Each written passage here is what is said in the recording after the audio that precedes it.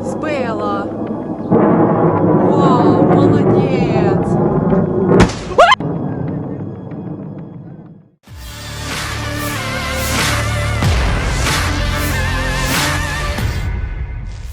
Sebuah saluran di Telegram Ukraina merilis rekaman yang memperlihatkan peluncuran serangan ke rudal Rusia.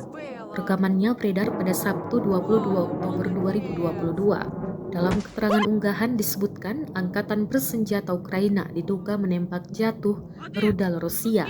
Dua rekaman yang diambil warga sipil memperlihatkan detik-detik serangan Ukraina meluncur. Kendati demikian, Rusia membantah klaim Ukraina tersebut. Rekaman tidak menunjukkan objek yang ditabrak atau dihantam. Mungkin pesawat Ukraina baru saja melepaskan tembakan peringatan ke udara, jelas militer Rusia.